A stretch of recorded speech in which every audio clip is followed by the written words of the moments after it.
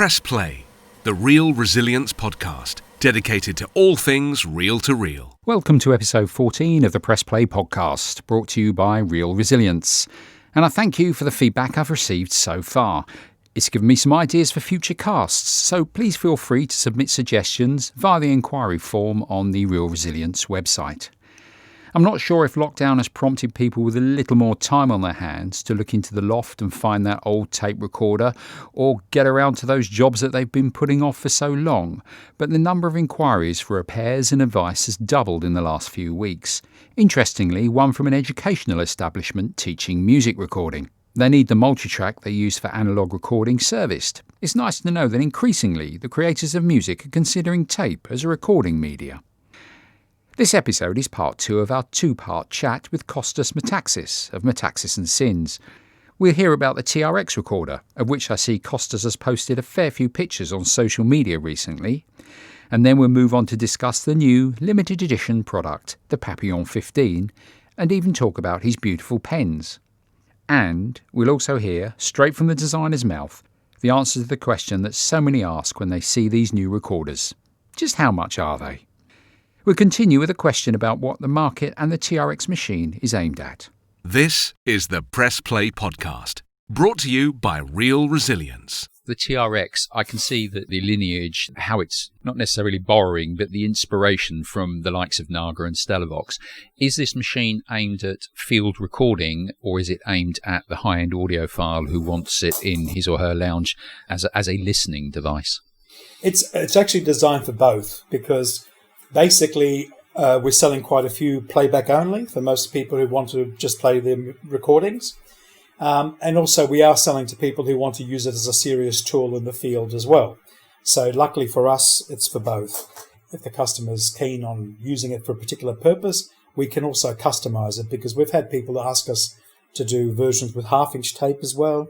We've had people ask us to do versions with, two playback heads, 3 playback heads, all that sort of stuff. So the great thing is it's modular, it's easy to play with, and it can be adjusted to suit particular needs, which is, to be honest, the way I've tried to design it, because I hate things that are too locked in, where you have to particularly use it in one particular way and that's it. But it's also very simple. So in other words, it's not a overly complicated machine to use. And the good thing about the fact that it's run on firmware is that it can be updated in the future quite easily too, so we can add more functionality or that as is necessary. Looking at the transport of it, I have to say, for a machine its size, it's one of the most fantastic tape piles I've seen, with detention arms pulling down in a V over 2 rollers, and you've got other scrape or flutter rollers between each head, yes. Which is it's a no compromise design. I mean, I'd even say that's sort of above, correct me if I'm wrong, but I would say it's definitely above the likes of Studer or Naga. I mean, even Stellavox, is it something that you've taken to... Is extremes the wrong word, or you've just taken to the best policy you can? You can't, unfortunately, you and I know this is the last hurrah. So, yeah. No, seriously, you and I know it's not as if we're going to have another renaissance of tape machines in 20 years from now or 30 years from now. I do suspect this will probably be the last time most people will play with tape machines or try. Luckily we've got people who want them, so we can afford to do this. But it'll be the last time, I'm sure, someone like me will have the opportunity. So what I'm trying to do is go all the way, but at the same time, you'll notice that all those things can be pulled in and out. And what I've also tried to do is, a lot of people like Studer or Stellavox or even Nagra, they just use like pins as, flutter rollers basically. What I'm doing is actually using real rolling devices, which then don't impact on the friction of the tape as it goes through, which is actually critical. This is the other irony. What I learned was the sound kept improving the more I kept away from putting the tape through anything that's to do with friction. So in other words, as long as I put a roller in place of something which could be usually done with friction, it actually improved the sound. So it wasn't the opposite effect, which I thought what would be the case because of the fact that a roller has a bearing, and of course bearings make some noise. So all these little things you learn just by trial and error. There's no way empirically, you do it in a certain way, and then of course you have to adjust it. So that's the way I've tried to tackle this. Of course, I've borrowed a little bit from Negrete and a little bit from Stalovox. But the critical thing is what they have both not done is, except of course with the Negrete, is go with, dual capstans, totally independent, because I know the Denon has dual capstans, but they're both running on the same motor. So independent, so that you can play with them. For example, the other thing I learned that was very critical to the sound was actually having the speed slightly different between the capstans. So you have one capstan as a master, the other as a slave. So all these little things you have to learn, what spring compression you use on the right-hand capstan versus the left-hand capstan. So that's why for me it was a absolute revelation to actually see that all these things impacted dramatically the sound. And even to the point where I found that the lowest wow and flutter wasn't helpful for the sound. So, in other words, if you actually try to make the machine, 0.00, whatever you wanted, the lowest possible wow and flutter, it actually didn't help the sound, because what you were doing was helping the wow and flutter, but you weren't. It's hard to explain, but mechanical systems need a certain level of harmony between the parts. And then at that harmony, they work best. And when they do work best, they give you the best sound. And that's the thing that I found out with tape recorders, of all things. So that was the unusual sort of learning curve that I went through. I think that's a salient comment you've made there. That's how much the mechanical transport of a machine impinges on the sound you can get out of a tape machine. Audio electronics moved along very, very fast. You only have to look for the change in PCB technology from the 60s through to the 90s and, of course, through to today. But the mechanics, I've noticed from your production, from the videos you've got on your websites, a lot of CNC, computing numerical control, machining of aluminium parts. Even back in the 1980s, the likes of Nagra Studer, to make all of those rollers consistently was still a man on a lathe almost, just with a feeler gauge.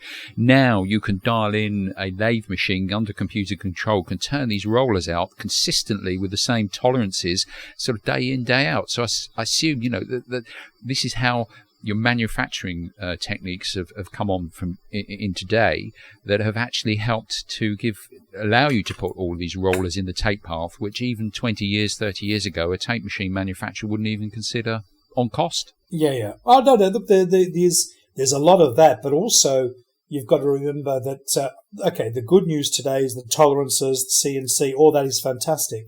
The bad news is that, unfortunately, the workmanship is sloppier today, so it's actually harder. The factory that I use in Switzerland to do a lot of my roller work, thank God I found them, because I tried the rollers from different suppliers, even with CNCs and all this stuff, and some of them couldn't get them concentric. I thought to myself, that's amazing. They can't make a roller that can turn concentrically. So, because what happens is it depends on how you make it. For example, a lot of rollers are not machined in one piece in one go.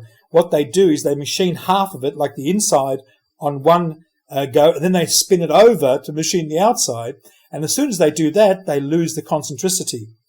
So all these other things I had to pick up that, of course, were normal and known in the tape circles, because, of course, they had to do things like that all the time.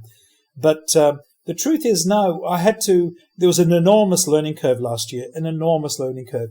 And I have to say to you, it was very difficult. It was not easy to go from an idea to something that actually worked and turned tape and sounded unbelievable. And then to find out I could make it sound even more unbelievable, that was my big shock, to be bluntly honest, because obviously with the Stalovoxes that I had here, using the same electronics, I had a great sound. I thought, wow, this is going to be good. So as soon as I can get my Stalovox version or my tape machine working to that level, I'll be enormously happy.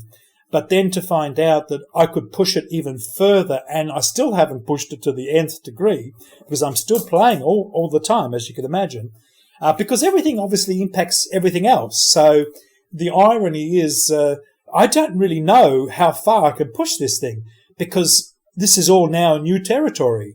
And I know there's also a colleague in Germany who's doing a tape machine as well.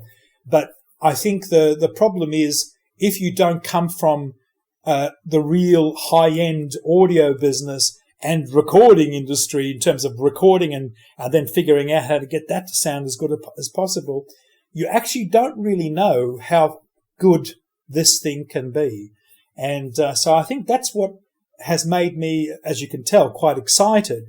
And at the same time, even people who've already bought the machine and have compared it to some of the biggest names, the C37s, the ATRs, all that sort of stuff, they said, oh, this is in a league on its own, which is quite enheartening, because obviously that's after a year of torture. At least you know it's worth it. That brings me on to a question. You said steep learning curve, and a year ago. How long's the gestation period been for these tape machines? Well, basically, from the moment I stopped doing the Stellavox version to this, it's been, I would have started about, so all of last year, the previous year, so 2018, August, we had the bad news that Jean-Pierre Gertner had died from Stellavox. He was one of Georges Kelly's right-hand man. And when he passed away, that was the end of that, unfortunately. So I couldn't do anything with that. And then I had to make the decision. So around September, I had to find some people and see if it was going to be possible to, get the technology that was necessary to put this together within a price bracket that I could afford. Because as you can imagine, I'm not Nagra. I can't put 30 technicians, onto this. It's basically myself and a handful of other people. My two sons have been enormously helpful. My eldest son is a digital guy, so he's been helpful too.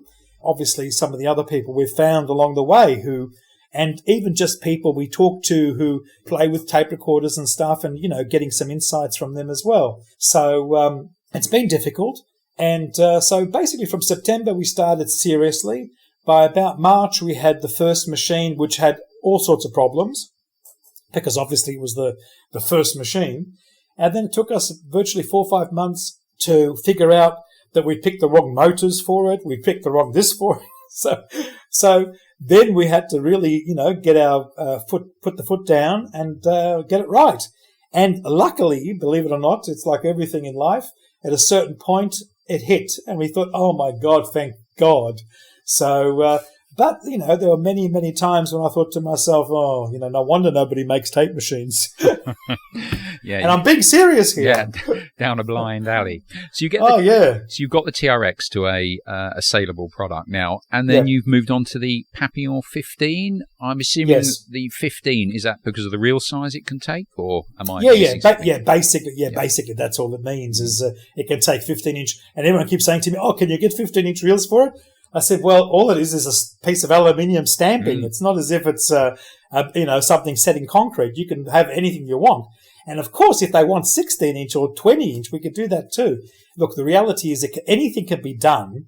And luckily, we're in the position where, because the machines are so bespoke, if somebody actually wanted more. But why would you want more? I mean, at the end of the day, even the 30 IPS, 14 inches does 30 minutes quite happily. So, you don't really need more than that. And then as soon as you start going to more than that, then you're starting to push the machine too hard. In other words, then you have to have compromises in terms of the bearings, the motors, all that sort of stuff, which would start to degrade the sound quality. So I think the reason I picked 15 inches, picked that particular size, was that we'd done all our research. Of course, we'd learned enormously from the experience of the TRX. And so now the new motors we're using for the bigger machine obviously has to do, heavier duties, even up to 1-inch tape at 14 inches, which is quite heavy. And of course, spinning it at very high speeds as well. So you've got to shifting quite a lot of weight around there, is it? At that exactly. speed? Yeah, exactly. Now the Papillon's a limited edition. Did I read that correctly? That's correct. We're making 10 of those, and we've got to see how that goes, and then just play it by ear. But look, I never expected, to be honest, that this tape project would be so successful, and it has been. And so I was a bit shocked that we sold so many machines already. Obviously, there's a market for it, but like everything, we're not doing normal things. So obviously, we can only do a limited edition only because it becomes very expensive to do. Firstly, we can't do less than 10 because it becomes prohibitively expensive. And then we don't want to offer more than 10 because then we have to start stocking up and, tooling up, and that's another headache. 10's the magic number. And you've sold them all? We've sold 3 of them so far because we've only just started promoting it. So we've got quite a few people interested. Quite a few of the people who bought the TRX have also been interested. So, but basically we only just released the press release through Facebook about 2 weeks ago, not even a week and a half ago. It's still very, very new. That's pretty good for a niche within a niche almost, to sell 3 within 2 weeks. That's good. Well, where are they available? How can somebody buy them? From you directly, or do you have a dealership network in various countries? We have a bit of a dealership network in some countries. For example, places like Mexico, we've got a dealer. Places like Philippines, we've got a dealer. Things like that. We haven't got dealers in every country. We obviously sell a lot of them also directly to some professional people as well, and obviously to customers as well, because we don't have dealers in quite a few countries yet, only because it's, again, still early days for us. So basically we offer it. We can work directly with people, of course. So if they're interested, we're happy to talk to them. I have to ask, and I hope it literally isn't the $64,000 question, but how much are these machines? It depends on the configuration, but just to give you a starting point, if they want a playback-only TRX, it's sort of just under $30,000, because unfortunately these are not cheap to make, as you can imagine. And then, of course, up to, if you have record options and stuff, up to $35,000 to $40,000, depending, of course, if they want half-inch tape, quarter-inch tape, whatever. Then, of course, the Papillon, that starts from a playback-only version about the late 40s and goes up to, whatever they want. If they want 1 inch, up to $70,000. But, the irony is if you compare the prices that I paid in the mid-80s for my Stellavox kit, I paid 13,000 Swiss francs for my SM8, and I paid just over 22,000 Swiss francs for my TD9. Now, at that time, those 2 items were the price of a house in Australia. I'd agree with you. I mean, please, Kostas, you don't need to defend it. No. Just so people can realise that actually that's not too bad. I well remember when the Studio 800 24-track came out in the late 70s. You could buy a house in London for the same price as one. It was, and people have to realise the workmanship and the time that's gone into assemble something like this. And of course, you rightly say all the work and effort and the 2 years of time you spent and all the labour and the man hours that's gone into it and the materials. Yeah, I can quite see why it's in that bracket. You no need to justify it. No, Ian, the only thing that people sometimes don't understand is, and this is why, the mentality of the TX and the Akai is that they thought, we could buy these things for a few $100 or $1,000. The problem is, if you build something like I'm building, which is really one-off type mentality, then not only do you have to build it, design it, and do, as we just discussed, all that stuff, but then you have to actually calibrate it. And that's another thing altogether. It's not just bolting in some amplifiers and just testing it. You've actually got to, do the playback heads, then you've got to do the record heads, then you've got to do the equalization, then you've got to, it's quite a complex ordeal to actually get a machine from just turning it on and getting it to work to being ready to sit in a lounge room somewhere and do, give service for as many years as is possible. And of course, these machines, the other great thing is there's no belts in them. So they're totally beltless. So you never have to worry about, rubber bands dying down the track, which of course has always been the bane of some of the older machines. But anyway, it's not a matter of defending the price. It's just that I think some people are quite unrealistic. And even when they compare it to Studers and stuff they can buy second hand, and of course, even second-hand Studers, a good 820 is not cheap. But remember, Studer as well, relative to even Stellavox and Nagra, were a mass production company, and they weren't compared with the likes of Sony, big. and Studer were turning the B77 and maybe the A807, A810 out in the hundreds, but that's still small when you compare the likes of Sony, who were churning cassette decks out in the hundreds of thousands every week, and of course that brings the price down, and it's a completely different market. So I can quite see why it's costing it costs what it does. You also mentioned at the start of our conversation, this is the last hurrah in tape. How long do you see the whole tape revival, interest in tape carrying on? Do you think it's a fad? Do you think it's a fashion? Or there will be a plateau, perhaps, of carrying on into the future? What I see, as we both know, anyone in the studio business that's serious has tape. There's no question about that. So there is actually always going to be a market for it. But in the, like the Gloria Estefans and all that sort of stuff, the reason they get the sound they get is because they're using great valve mics with great condenser mics. I really meant with tape. That's the sound they go for. So that market's always going to be there, and of course, which is why there's always going to be room for technicians to keep servicing these old machines. I don't think it's a fad, to be bluntly honest, because I think vinyl also proved that that's the case too. Even young people are now getting into vinyl in a big way. It's not just us golden oldies of audio that are doing it. So I think if we can continue to make what we can make at a high quality, and of course there's a market that can afford it, then I don't see it stopping anytime soon. And I also think if I can get this machine to where I hope I can take it, in other words, really push it to the Star Trek level, meaning to beyond what has ever been possible with tape, I think then it has legs. Then it has a real ability to be a reference, if you get my drift.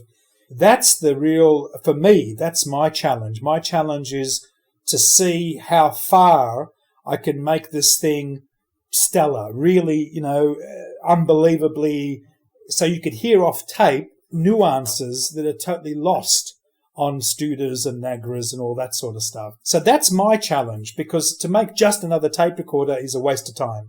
That's why I've tried to make the things that I've made, including the bigger one, of course. But the most important thing is that it has to sound. And this is where I always find it funny when people say, oh, but I can buy a Studer this and I can renovate it and I can do whatever I like. The truth of the matter is, if the thing inherently doesn't have what it takes, it's never going to sound stellar. So the great thing that I've been able to get to with this machine is a sound quality that doesn't exist in all the machines we've already talked about. That's been told to me by the customers who own all those other machines. So that's been the heartening thing, and that's the reason why it has the ability to be enduring. Well, I certainly agree from where you're coming from, and also I congratulate you on the deep breath you must have taken when you said, I'm going to develop a new tape machine. I think it's wonderful that you're taking the format so much further, not just giving it longevity in terms of a new machine, but taking the whole format, the whole concept, to as far as you can possibly get it. In closing, and going off a little bit off the beaten track, but still with Metaxas and Zinn's products, tell me about is it Stylos pen? Oh, okay. Well, basically, that's, I love fountain pens. So that's my passion's always been, the old school mechanical, where it's very haptic. You touch something, you feel something. And that's also the same with the hi-fi equipment. They really are sculptures. They're really objects of art, because what I find is that makes them enduring. I think something that, from my collection, I think will be in Sotheby's being sold in years to come, or Christie's. That's how I see it. I don't see it as, landfill, because there's so much out there. If you want to do something really, really special, there's a market for it. But if you want to do the same as everyone else, it's you and I know there's not. And the same with the pens. The pens, I did some work with some of the big pen companies, as I mentioned earlier. And but for me, it's always a passion, and also for me, it's nice to be offering something at around €100 that's beautifully made, beautifully finished, and that you could play with nibs to your heart's content. Because in a fountain pen, the heart of it is the nib, and of course, these fountain pens, you could use any nib from Bock, which is one of the biggest suppliers of nibs to everybody else, or the other one, of course, is Jowo, which is the competition to Bock. And they do also a lot of crazy nibs. And they're German, both German companies. And so therefore my pen has that modularity, the same as the tape recorders can use Photovox heads, Studer A and B heads. So in other words, I don't want to be locked in. I'd rather things be flexible. So then that way, if you decide one day you'd like to try this other nib, or like to try a thicker or finer or heavier, it's just a matter of unscrewing one and changing for the other. Simple as that. Well, I think there's a synergy between pens and tape machines. I mean, just as you are using a beautiful pen to output your writing to paper, you're using a beautiful tape machine to input beautiful sounds into your ears. And it's some people might just say, it's just a pen, I might as well use a cheap Bic, but then you might as well say... It's not the same. Not the same. But then why are you getting so excited about a tape machine? You might as well just use a cheap MP3 player. Do you know what the funny thing is? The funny thing is, since I started playing with tape machines, I now almost exclusively listen to tape.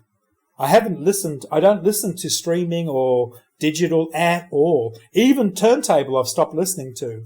Because it's just such another level that you just think, I'd rather spend that half an hour to an hour a day listening to the, something at the, rather than go backwards. Of course, I'll, from time to time dabble. But it's like a Japanese tea ceremony. It makes the tea taste better than if you get a bag and stick it in a cup and pour hot water on it. So it's a bit like that. I know exactly where you're coming from. Kostas, it's been wonderful talking to you, and I thank you very much for your time. But anything else you just finally like to add about the TRX or the Papillon machines in closing? Not much more than it's a pain in the ass, but it's a pleasure. So the irony is, to get them all to sing, it's endurance. But the thing is, when you get them singing, there's nothing like it. So. It's a duality. And what I'm looking forward to now, hopefully with this COVID situation gets better, is to get back out there and record some concerts, because God help me, I can't even imagine how good this thing will sound recording concerts as well. Well, you're right. It's all very well having a tape machine to replay, but you need the source material to continue this great format that we all love. Kostas Metaxas of Metaxas and Sins, thank you very, very much for your time and appearing on the Press Play podcast. Thank you very much. Thank you, Ian. The Metaxas and Sins website can be found at www.metaxas.com, and there are videos on YouTube and Vimeo. Just search for Metaxas and Sins. Clearly, the TRX and Papillon were created in the pursuit of perfection and are aimed at what Kostas, I'm sure, would agree is the top end of the market. Although we may aspire to ownership of them, we have to temper this with a dose of reality. So, in the next episode of Press Play, I'm going to go to the opposite end of the scale and discuss reel-to-reel recorders if you are just getting into the format, or want, say, a second machine to play alternative track formats or tape speeds.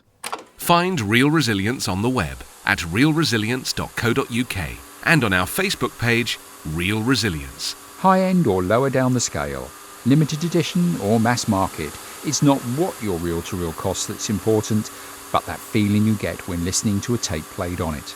So, until the next time, you know what? Let's keep it real.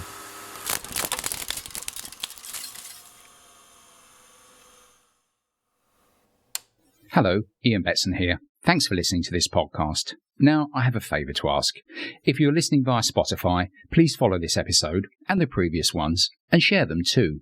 Same if you get your pods via iTunes. Please share away. In fact, please do the same wherever you get your pods. It's the law of the jungle out there, and what you do will make a difference. Thanks in advance. Until the next time, keep it real.